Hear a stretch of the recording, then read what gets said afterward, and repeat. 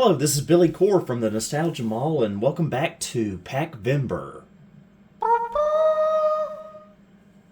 And in this episode of Packvember, we are going to be looking at the version of Packard Bell Navigator that we don't get to look at a whole lot on this channel, and that's version 3.9. Now, we're all familiar with Navigator 3.0, 3.5, 3.6. Those are basically the versions that we see most often. They're the most famous or infamous versions in some cases. The ones that you usually see in my videos. It's the one that says you can take a quick lesson on using the mouse and all that good stuff. Well, in late 1996, Packard Bell released a new version built on the same engine, but it was just a completely different animal in every way. And this is version 3.9. And it was used originally only on Platinum Series Packard Bells starting in the fall of 1996. And this also included an updated software pack with stuff like SimCity Classic, Sega Comic Zone, Echo the Dolphin, games like that. But on the multimedia systems, which were the lower-end systems being sold at the same time, you still got Navigator 3.6, the classic version, I guess you could call it, along with the 95-96 software pack, which we regularly see on this channel on computers like the 822. And so I figured, we ought to do a video showcasing the Packard Bell Navigator 3.9 and this 1996 Platinum software pack, because we've never really looked at these that often on this channel. I did a video probably about 10 years ago about Navigator 3.9, but I didn't really go into great detail about it. So anyway, let's go ahead and get it started. I took a spare CF card and put it in my Packard Bell Legend 1540 Supreme and installed the 1996 Platinum software pack on it from the Restore disk. Normally this computer would have come with the multimedia package with the older version of Navigator, but just for this video, we're going to be using the Platinum series software on here. So let's go ahead and open up Navigator.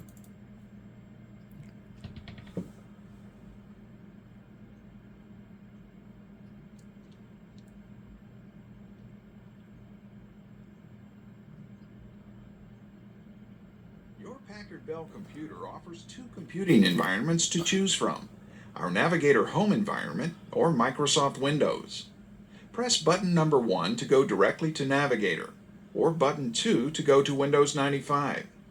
Press button 3 for an overview of Navigator. Press the number 3 key on your keyboard for a quick lesson on using your mouse. To customize your setup and secure your computer so that more than one person can use it, press button 4. So we've got the same Navigator voice. I forgot who his name is. I knew it at one time. And we still have the option on taking a lesson on using the mouse. But notice that it finally acknowledges the existence of Windows 95. On the older versions, it came out during the 3.1 era. So this one is Windows 95 aware, but this is still 16-bit though. So technically you could run this version of Navigator on Windows 3.1. Don't know why you would do that, but anyway, let's dive into Navigator, and we can already see that it is vastly different from what we are used to. It has gotten quite an update. We still have a desk here. We have a desk here with various utilities that come with the computer, like the telephone, which is going to have us set up a Microsoft Exchange. Ow, that was loud. The media controller, it's the same media controller we've always seen.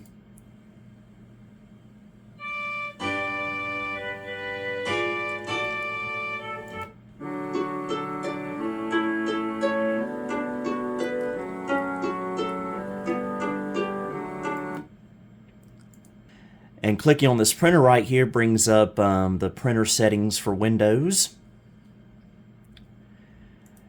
And this brings up Com Central, which again wants us to set up the modem, which we're not going to do.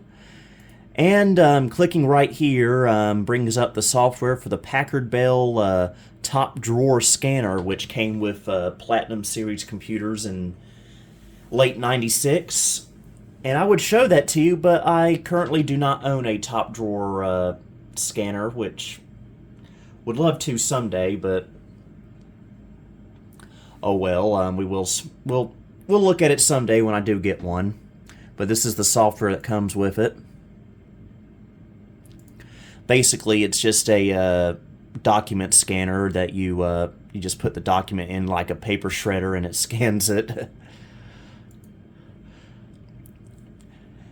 Alright, and like on earlier editions of Navigator, we have various rooms we can go to, like the info room, which gives us access to our tutorials, manuals, and internet providers. We've got Packard Bell's browser. We got something called Disney Online, which we probably shouldn't have clicked.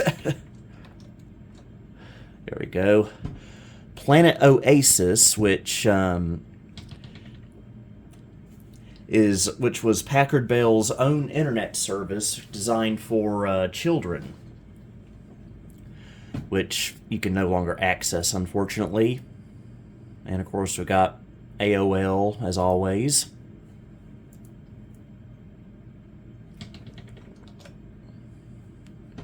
Prodigy, CompuServe, WoW by CompuServe, the Encyclopedia Britannica online service, Reuters, Wall Street Journal, online television program service, not sure what that is, some kind of TV host thing, internet phone. Some of these Platinum computers came with a TV tuner card with a webcam that you could attach through the, I believe, the composite port of that. So you could technically do video calling in the 90s on a computer. VOD, that's more video, online video, and VoiceView Talk Shop. System manuals, pretty much like it was on earlier Navigator versions.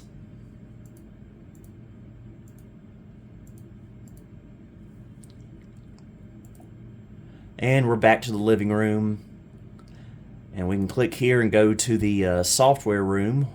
Although in this case, it's now the software library.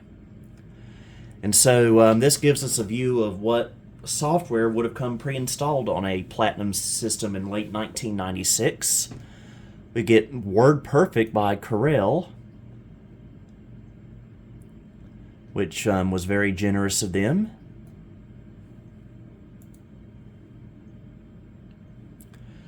Quattro Pro, I can't remember exactly what that is. It's basically a clone of Microsoft Excel.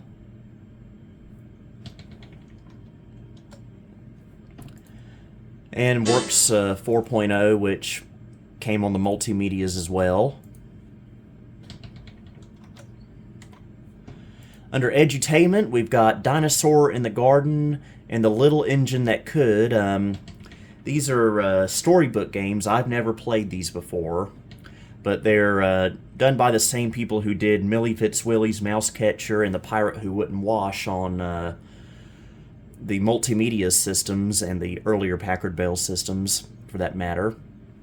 And we've got Toonland, which came on earlier systems as well. I remember playing that. Under Entertainment, apparently this would have come with some kind of sampler music CD. There's Echo the Dolphin, Comic Zone. There's SimCity Classic, which we can open up. Whoa!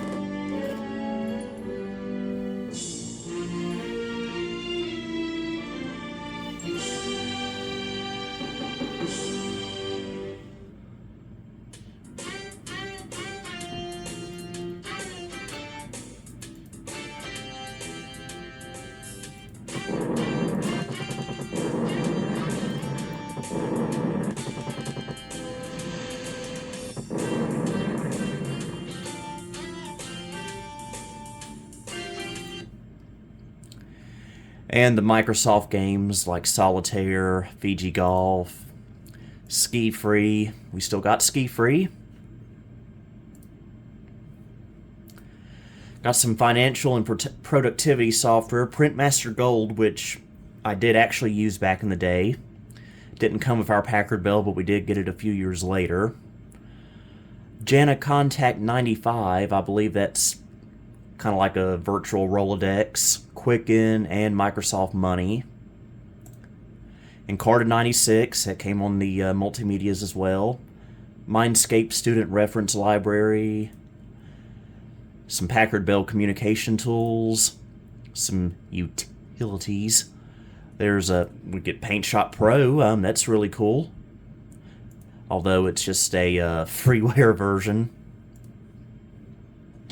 Don't know why it does that. And the top drawer scanner software once again. You can't calibrate a scanner that don't exist. PhotoWorks Lite Edition, I guess that's for like editing digital photos.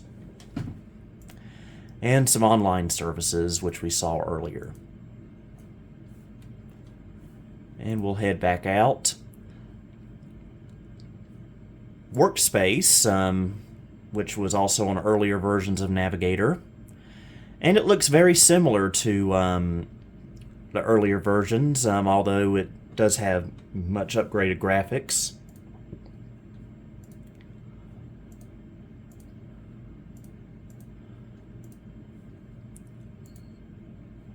And we got Kid Space,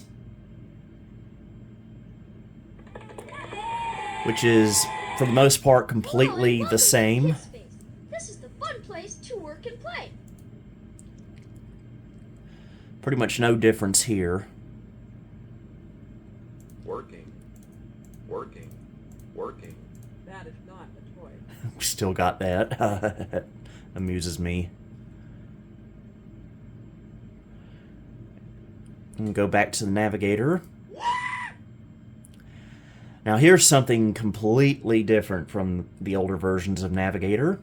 MySpace, which has nothing to do with the social networking site from the 2000s. Instead, this is MySpace. Basically, it's Kid Space, but for older children, and a much more updated look. Kind of reminds me of playing Myst in a way.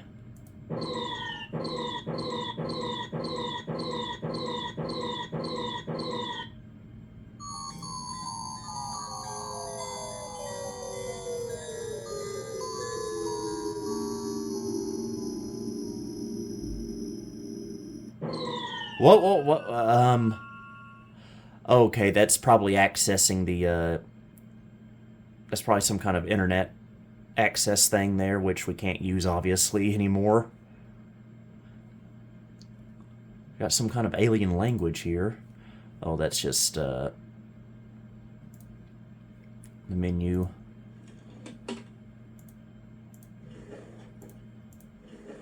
Okay, we don't get... That is not a toy on here. I guess, kids using this are too grown up for toys. That's highly inappropriate. Okay, let's get out of here. And if you click right here, if you have a TV tuner card, you can watch TV if you click this horse thing here. And there's the speaker controls. Click that to go to the internet and register your Packard Bell there. Another feature that this has that the older versions doesn't have is you can have multiple users, which I've never used. I don't know how it's set up, but this might be right here. Okay, we'll type my name in there. Do you want other users to be able to create their own Navigator environments? Yeah, sure, whatever. We'll name this other guy Larry. Click on a tool to deny Larry access to. What's Larry not going to be allowed to use? Yeah, let's not let him use the preferences or shut down.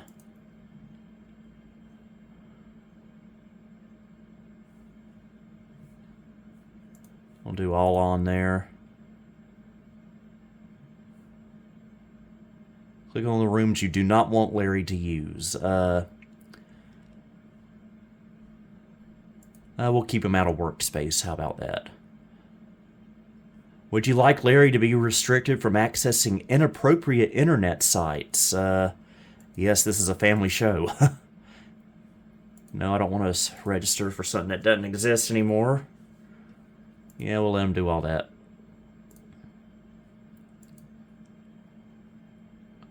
Okay, we're Larry now. You see, we can no longer click on workspace, and some of those icons are gone. And we'll switch back to myself. And there we go.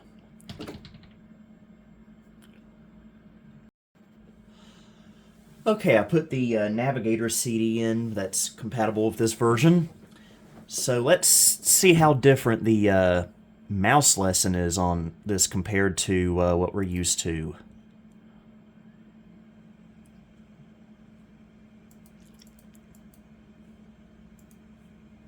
Okay, apparently this is the wrong CD.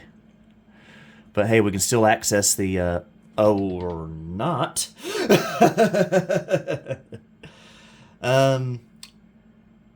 You know, I have never had the older version of Navigator crash before, so...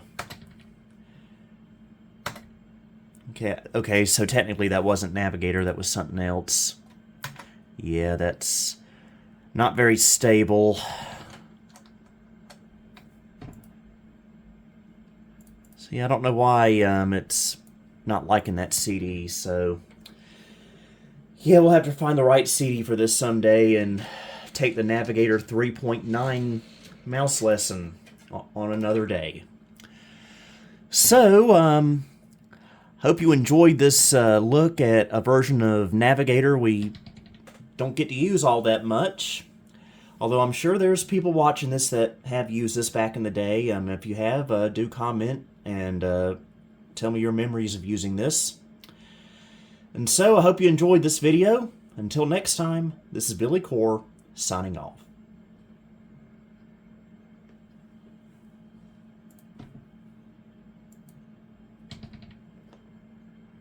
Thank you for visiting the Nostalgia Mall. If you liked what you saw, please like, subscribe, and follow me on Facebook, Twitter, and Instagram. You may also support me on Patreon if you would like. Until next time, this is Billy Core, signing off.